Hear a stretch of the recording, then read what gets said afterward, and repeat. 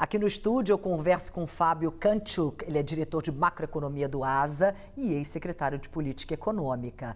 A gente vai começar falando sobre a guerra tarifária. Boa noite para você, um prazer ter você aqui com a gente, muito bom. Então, falando aí sobre a guerra tarifária, hoje a gente viu o presidente Donald Trump dizendo que é muito difícil negociar com o líder chinês Xi Jinping, apesar dele dizer que particularmente gosta do Xi Jinping, mas tem dificuldade em fechar acordos com ele. Na sua opinião, a gente ainda pode ter esperança de que haja uma trégua nessa guerra tarifária? E caso isso não aconteça brevemente, o que podemos esperar? Ótimo, obrigado pelo convite. Eu vejo como trégua de fazer as tarifas irem para níveis baixos, tipo 10%, muito improvável. O que a gente pode ter é reduções e altas, mas acho que, como você apontou, essas mudanças aí devem continuar. E eu acho que é parte do estilo do Trump ele gosta de negociar.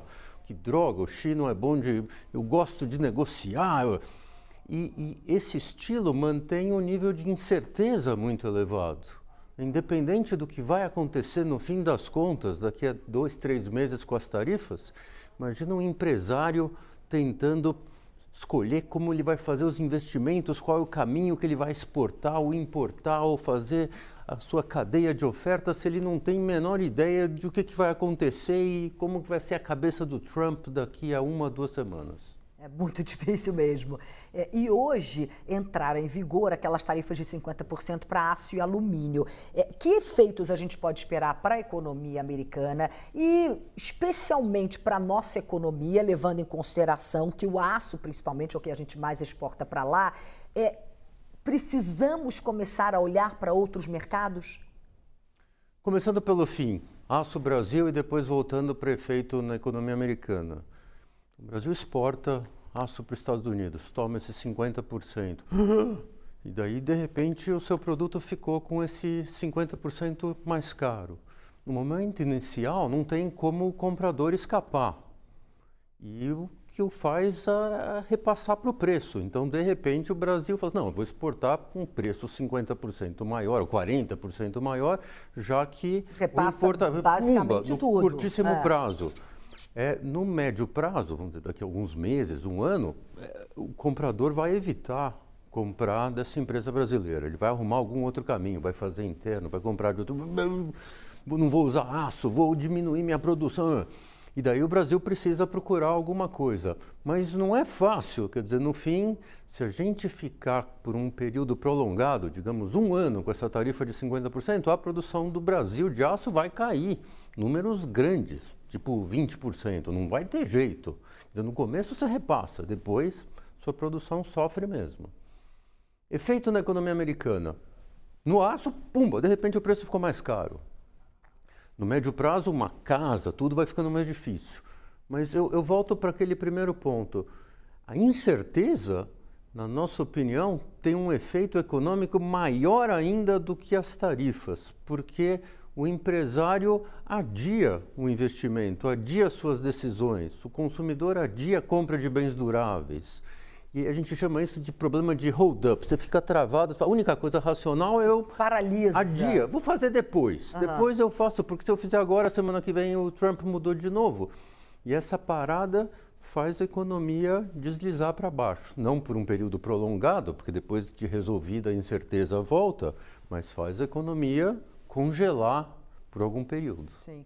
Vamos passar para a pergunta dos nossos analistas. Vou começar pela Júlia Lindner, lá em Brasília. E primeiro, Júlia, boa noite para você. Fica à vontade para fazer a sua pergunta. Boa noite, Cris. Boa noite, Fábio. Eu queria perguntar sobre esse impasse que tem acontecido aqui no Brasil, sobre a situação da alta do IOF. O governo teve que recorrer a essa medida, para tentar cumprir a meta fiscal, precisando desses cerca de 20 bilhões com essa medida. Agora corre o risco de uma derrubada e tem discutido algumas alternativas, inclusive a revisão de benefícios tributários, super salários. Eu queria saber como é que você vê tanto essa proposta que foi colocada pelo governo, que agora está em xeque, também as alternativas viáveis e possíveis realmente para o governo conseguir esses recursos e ficar, essa situação toda que se encontra no momento. Eu teria os seguintes comentários. Então, Talvez o mais impressionante dessa decisão sobre IOF é o Ministério da Fazenda, os secretários acharem que o IOF era um bom imposto, porque a coisa estava meio andando, com o orçamento meio estranho, receitas que o governo nunca ia ter, mas tá bom, eles resolveram colocar o IOF e disseram, ai meu Deus, é uma reação péssima porque é um imposto péssimo. E agora está tentando se arrumar uma solução quando podia não ter feito nada, né? Não colocava IOF, não revisava as receitas, não fazia, ia empurrando. E agora você quer voltar um pouco à situação anterior, que é empurrar com a barriga o orçamento, não fazer nada. As soluções que têm sido dadas, algumas muito difíceis politicamente, né? Então, o que você vai fazer? Tá bom, renúncia tributária, vai tentar pegar a Zona Franca, vai tentar pegar a agricultura, não vai conseguir isso daí. Então, a gente imagina alguma coisa meio nebulosa e algumas receitas que, na verdade, assim como as anteriores, talvez nem se realizem, né? Então, a gente vai para um mundo de um orçamento meio estranho, algumas desculpas e fala... Tá bom, eu não acredito muito bem nas suas receitas, mas eu também não acreditava antes, a gente aprendeu a confusão do IOF e segue em frente. É uma questão fiscal que não dá para ter dúvida nenhuma que é um fiscal que não é sustentável no médio prazo. É o Brasil gastando muito mais do que pode. A solução intermediária pode ter nuances confusas, como que eu vou botar um imposto que não vai ter... Mas a visão geral não muda independente disso.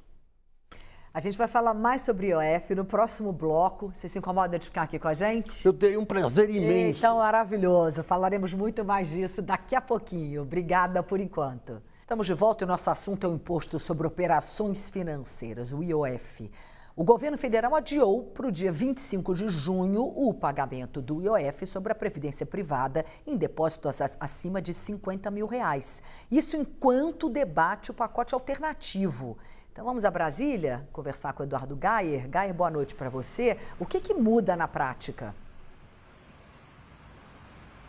Oi, Cris. Boa noite para você, boa noite a todos que nos acompanham. Vamos destrinchar essa história porque realmente ela é complexa. Olha só, o governo federal soltou uma portaria assinada pelo ministro da Fazenda, Fernando Haddad, que prorroga para o dia 25 de junho o início da tributação do IOF sobre a seguinte operação: a transação acima de R$50 mil por mês para fundos de previdência privada do tipo VGBL.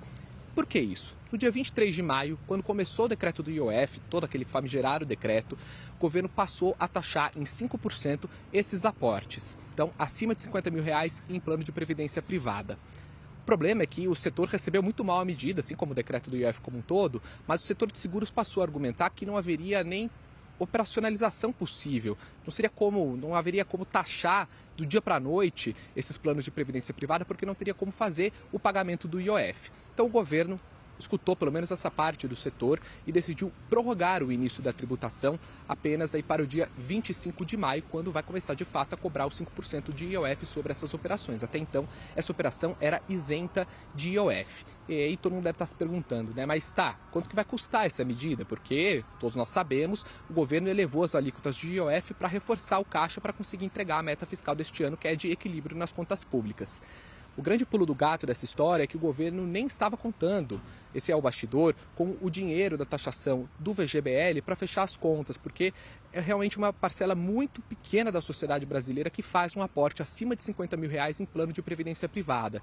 O governo, na verdade, nem esperava ter arrecadação, porque nesse caso, nessa medida do IOF, o ímpeto não era fiscal, era regulatório, porque o governo entende, de acordo com técnicos do Ministério da Fazenda, com os quais eu conversei, que havia uma parcela da classe mais rica da sociedade que estaria aportando dinheiro não com o interesse de fazer previdência privada, mas sim de colocar dinheiro num fundo que tem baixíssima tributação. Então seria uma questão mais regulatória do que propriamente fiscal e não tem, de fato, um impacto fiscal para o pacote como um todo estimado por parte do Ministério da Fazenda. Tudo isso, Cris, como você disse, vem em meio à discussão das alternativas para a elevação do IOF, alternativas que foram debatidas ontem com o presidente Lula no almoço no Palácio da Alvorada e que serão apresentadas aos líderes partidários em uma reunião agora no domingo. Líderes partidários da Câmara. Os líderes partidários do Senado devem ser ouvidos na segunda-feira. E o que está à mesa? Olha, muitas questões estão à mesa realmente para corrigir essa questão do IOF. Por exemplo,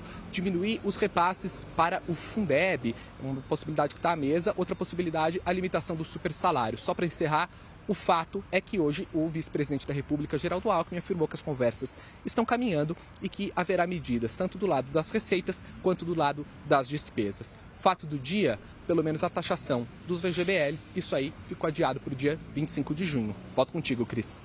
Obrigada, Gayer, pelas suas informações. Vou agora mais uma vez com a Júlia Lindner, nossa analista de política. Bom, Júlia, queria que você detalhasse mais para a gente essas alternativas que estão na mesa de discussões entre governo e Congresso e quais têm chance, de fato, na sua opinião, de avançar. Cris, a lista é extensa. Hoje eu conversei com alguns líderes que têm começado a se inteirar sobre o assunto, porque é um assunto que ficou muito restrito na cúpula do Congresso, nesse diálogo com o Executivo. E o que eu ouvi é que alguns líderes consideram que o que poderia ter mais chance de prosperar nesse momento seria a questão de revisões de benefícios tributários. Aí eu questionei, né? Porque a gente sabe que é um assunto muito difícil, costuma ter dificuldade aqui no Legislativo, mas eles me disseram que a solução possível poderia ser uma redução linear, ou seja, não ia ser direcionada para um ou outro segmento específico que poderiam ter uma reação mais organizada. Seria algo pontual ali, uma redução não tão significativa, até 10% no máximo, e aí também de forma a aplacar, né, realmente atingir vários segmentos diferentes. Essa seria uma das principais alternativas no momento. Aí tem outros pontos, como o Gayer disse, a questão dos supersalários, mas que é um pouco mais difícil porque já está em tramitação no Congresso já há algum tempo, desde o fim do ano passado, o governo queria aprovar essa medida e ela não avançou. A gente viu muita reação também negativa no final do ano. Um outro ponto também que eu ouvi seria a desvinculação, né, em relação à Previdência Social, em relação ao salário mínimo. Esse seria outro ponto controverso, mas nesse caso é controverso do ponto de vista do governo, porque os parlamentares acham que a base do presidente Lula não vai deixar esse tema avançar. E aí tem outro ponto também que já é visto com uma certa resistência, que é a questão de limitar esses repasses do governo federal para o Fundeb, que o Gayer também citou. Então, dá para ver, Cris, que realmente tem muita dificuldade para ver o que vai ter apoio suficiente para avançar. As conversas ainda vão evoluir muito a partir de domingo, porque vai precisar de tempo realmente para conseguir fechar esse pacote de fato, mas é isso, o governo tem feito esse esforço, o Congresso também, e a gente segue acompanhando por aqui, Cris. Obrigada, Júlia. Bom, Vinícius, vou com você agora com uma pergunta parecida. Isso que está na mesa vai passar no Congresso? Vamos lá, Cris. Para começar, o que está na mesa, né? O que está flutuando sobre a mesa, porque a gente tem especulação. O ministro da Fazenda disse que vai haver reforma estruturante, que é uma palavra muito grande e até agora não passou nada no governo, e disse que vai ter uma proposta de emenda à Constituição nesse pacote. Para ter proposta de emenda à Constituição, tem que mexer em coisas, seria para mexer em coisas como salário mínimo, saúde, vinculação de saúde e educação, coisas que não passaram no governo Lula até agora, ou então diminuir o Fundeb, dar um jeito de mudar o Fundeb, que é o dinheiro que o governo federal repassa para estados e municípios para complementar gasto em educação. Bom, isto posto, a gente teria também alguma coisa, um remendão maior, mais duradouro, que seria a redução de benefício tributário. Que se chama gasto tributário, é uma parte das isenções de tributos que o governo dá. Mexer nisso significa, no final das contas, por outras vias, aumento de imposto e todo mundo tem seu quinhão que não quer perder. É difícil, mas isso está em discussão. É um jeito, e principalmente é uma prioridade, uma preferência do ministro Haddad.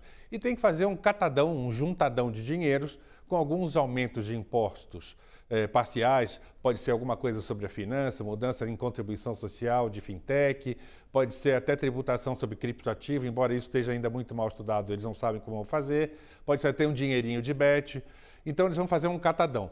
No grande, é difícil ver mudança em salário mínimo, previdência, saúde e educação, é possível que tenha alguma coisa no Fundeb, que seria o mais estruturante. O segundo mais estruturante seria a redução de benefício tributário. E Fundeb e benefício tributário é uma coisa que está em discussão, pelo menos desde ontem à noite. E tem que fazer um catadão para compensar a parte do IOF, que vai cair. Uma parte vai cair mesmo. A Haddad diz que não dá para cair tudo, porque não tem como substituir com cobrança imediata de imposto, mas vai ter que juntar um dinheiro aí de imposto, vai cair na cabeça de alguém, para compensar essa perda que vai haver, que o Congresso vai derrubar uma parte do IOF, sim. Obrigada, Vinícius. Você continua aqui comigo, porque a gente vai voltar a conversar com o Fábio Kantchuk, diretor de macroeconomia do ASA e ex-secretário de Política Econômica Vamos continuar nessa polêmica do IOF. Queria entender, na sua visão, quais medidas são mais aceitáveis, digamos assim, pelo mercado financeiro e pela sociedade, dessas medidas alternativas.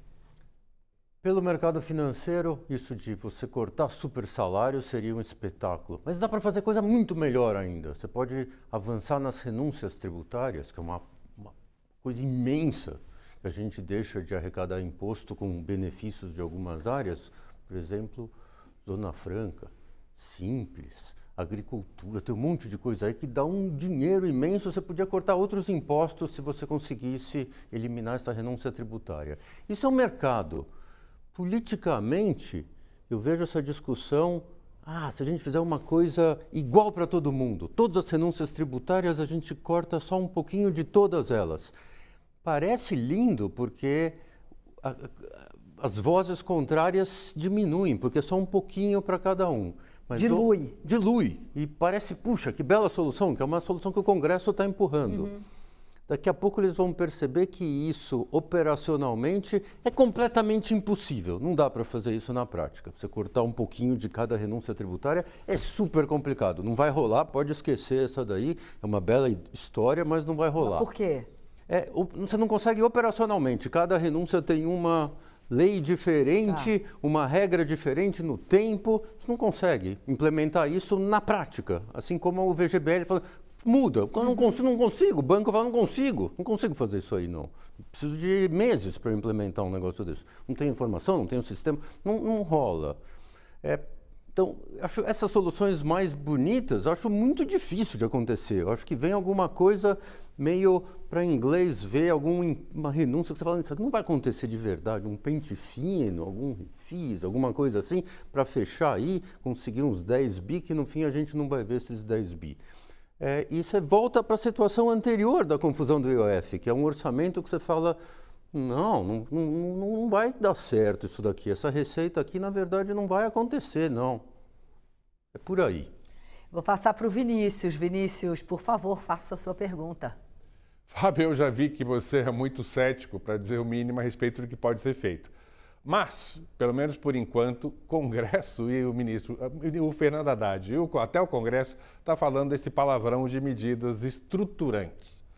Vamos supor que realmente apareça alguma ideia que pareça com isso, né? O que pode ser? Você acha que Fundeb é uma coisa politicamente viável?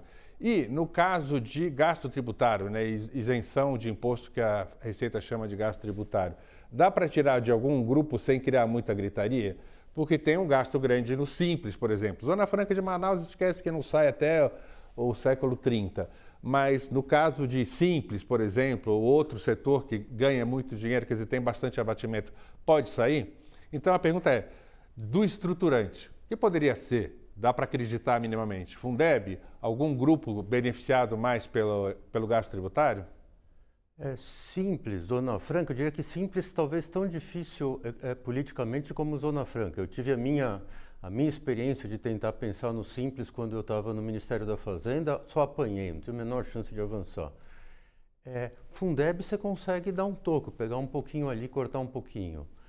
Mais pequeno, tá? Então, o nome estruturante, como você apontou, é um belo nome, né? Estruturante, mas não vai vir nada estruturante aí não se preocupa não. Vamos passar para a Júlia. Júlia, pode fazer sua pergunta para o Fábio, por favor. Fábio, só acrescentando que realmente eu ouvi hoje muitos parlamentares falando que não querem mexer no Simples de jeito nenhum, mas fazendo a minha pergunta, eu ia querer saber sobre o futuro, né? O governo já admite que a situação fiscal, não só o governo, na verdade, né? Mas já tem essa avaliação de que a partir de 2027 o cenário fiscal é insustentável e muita gente fica na expectativa para saber em que momento vai ter uma eventual revisão ou não do arcabouço. Como é que você vê a situação, né, desse modelo atual? Em que momento você acha que vai ter que ser enfrentada essa questão? Interessante, o próprio arcabouço, que não consegue ficar de pé até 2027, ele não resolve o problema fiscal brasileiro, né? Mesmo que o arcabouço conseguisse ficar de pé, ele é consistente com uma dívida pública explosiva, crescendo violentamente, que também não é factível. Meu chute, e infelizmente é chute mesmo, é que vai ficar para o próximo governo. 25, 26, um pouco de nuvens, espelhos, um orçamento que não fecha direito e muda, tira da meta e puxa para cá, tira para cá. E daí em 27 o Brasil vai ter um encontro com a realidade de uma forma ou de outra. Mas eu estou vendo isso só lá, daqui 1 ano e meio a gente fala, opa, agora a gente vai ter que resolver essa coisa. O Vinícius está querendo fazer mais uma pergunta. Vinícius. Fábio, vamos tentar de novo. Agora, o governo está com um problema, né? Ele diz que precisa mais ou menos de 40 bilhões por ano de IOF, que é o que ele está propondo. E se não fizer isso, ele não consegue cumprir nem a meta do arcabouço, a gente descobriu agora, com a revisão bimestral de gastos. Então, e 20 bilhões pelo menos esse ano, 40 bilhões por ano. Então, alguma coisa vai acontecer. Parte do IOF vai cair, porque o pessoal do Congresso já disse que vai cair. 1/3, metade, mas vai cair. Então, o governo vai precisar arrumar um dinheirinho aí para ou tapar o buraco ou vai ter que fazer corte em investimento. Você acha que a saída, né, se você tivesse que fazer uma estimativa, um relatório para os seus clientes, a saída vai por onde? Para a gente ser realista e não pensar em mágica. Sem mágica, mas é uma mágica. Você coloca alguma receita, alguma renúncia que não vai se realizar. Então, antes do problema do IOF aparecer, a gente tinha receitas do tipo CARF, 30 bilhões que a gente vai conseguir arrecadar de CARF.